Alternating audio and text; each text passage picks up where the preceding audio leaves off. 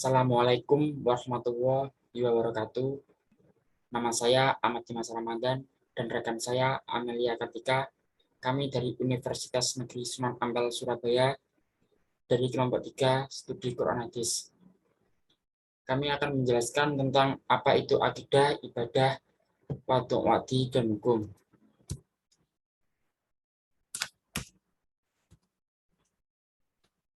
Apa sih akidah itu?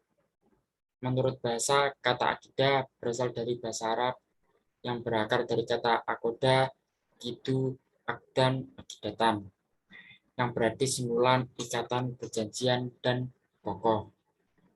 Ataupun menurut istilah adalah sesuatu yang bersifat tauqifi, artinya suatu ajaran yang hanya dapat ditetapkan dengan adanya dalil dari Allah dan Rasulnya. Maka sumber ajaran akidah Islam adalah terbatas pada Al-Quran dan Sunnah saja. Sumber-sumber akidah. Sumber-sumber akidah terdiri dari 3. Yang pertama adalah Al-Quran. Menurut bahasa, Al-Quran memiliki arti bacaan, dan menurut istilah, Al-Quran adalah wahyu Allah yang diturunkan kepada Nabi Muhammad SAW secara lisan, makna, dan gaya bahasa, yang termaktub dalam mushaf yang dinukil dari dirinya secara mutawatir. 2.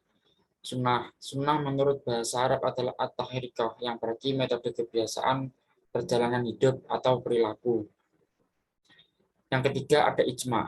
Ijma yang berarti sumber akidah yang berasal dari kesepakatan para mujtahid umat Muhammad SAW setelah beliau wafat tentang urusan pada suatu masa. Dan apa sih ibadah itu? Ibadah merupakan rangkaian ritual yang dilakukan manusia dalam rangka pengabdian atau kepatuhan kepada Sang Pencipta. Pembagian ibadah meliputi ghairi mahdoh dan mahdoh. Apa itu ghairi mahdoh? Ghairi mahdoh adalah ibadah yang dilaksanakan umat Islam dalam hubungannya dengan sesama manusia dan lingkungannya. Ibadah ghairi mahdoh dikenal dengan ibadah mu'alah. Contohnya zikir dan lain-lain. Yang kedua ada mahdoh. Ibadah mahdoh yaitu ibadah yang berhubungan dengan perjalanan syariat Islam yang tergantung dalam rukun Islam. Contoh ibadah mahdoh antara lain sholat, zakat, puasa, dan haji. Materi selanjutnya adalah waduk dan wadi. Waduk dan wadi adalah janji dan ancaman. Janji dan ancaman merupakan kelanjutan dari prinsip keadilan. Mereka yakin bahwa janji Allah memberikan pahala berupa surga dan ancaman akan menjatuhkan siksa neraka pasti akan dilakukan karena Allah sudah menjanjikan hal tersebut di dalam Al-Quran. Siapa yang berbuat baik pasti akan dibalas dengan kebaikan, dan siapa yang berbuat jahat pasti dibalas pula dengan kejahatan. Siapa yang keluar dari dunia penuh dengan ketaatan dan taubat, ia berhak akan pahala dan mendapatkan tempat di surga. Sebaliknya, siapa yang keluar dari dunia sebelum taubat dari dosa besar yang pernah dilakukan, maka ia akan diabadikan di dalam neraka. Namun demikian, menurut Mu'tazilah, siksa yang diterima akan lebih ringan jika dibandingkan dengan orang kafir. Pengampunan dosa besar hanya ada dengan cara melalui taubat. Sebagaimana halnya orang berbuat baik pasti mendapatkan pahala. Oleh sebab itu, Mu'tazilah sama sekali mengingkari adanya syafaat atau pengampunan pada hari kiamat.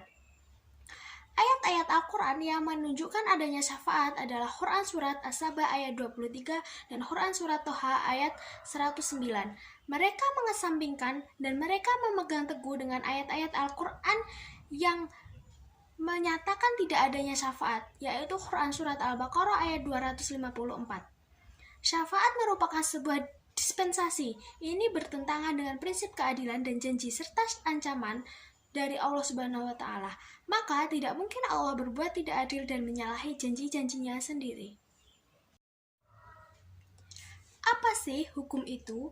Hukum adalah suatu tatanan perbuatan manusia. Tatanan adalah suatu sistem aturan. Hukum adalah seperangkat peraturan-peraturan yang mengandung sepanjang kesatuan yang kita pahami melalui sebuah sistem. Dalam The Oxford English Dictionary, definisi hukum adalah kumpulan peraturan, baik peraturan tersebut bersumber dari perundingan resmi maupun dari adat kebiasaan yang oleh suatu negara atau masyarakat dipandang sebagai mengikat bagi anggota atau warganya. Menurut Hawker, istilah hukum berlaku bagi setiap aturan atau norma di mana perbuatan-perbuatan tersebut berpola. Sedangkan Blackstone mengatakan bahwa hukum dalam pengertian yang lebih luas berarti suatu aturan bertindak dan ditetapkan secara tidak pandang bulu kepada segala macam perbuatan, baik yang bernyawa maupun tidak bernyawa, baik rasional maupun irasional. Sedangkan, menurut tanggapan umum, makna hukum ialah mewujudkan keadilan dalam hidup bersama manusia. Hukum Islam adalah firman Allah Subhanahu wa Ta'ala. Hukum ini berhubungan dengan perbuatan orang atau manusia yang bersifat pemerintah, supaya terwujudnya kemaslahatan dan mencegah terjadinya kejahatan. Secara garis besar, hukum dapat dibagi ke dalam dua jenis, yaitu hukum taklifili dan hukum wad'i. Hukum Islam mempunyai sifat sebagai kewajiban agama yang harus dilaksanakan oleh orang-orang beriman. Materi selanjutnya adalah hubungan antara akidah dan ibadah. Akidah dan ibadah memiliki hubungan yang sangat erat.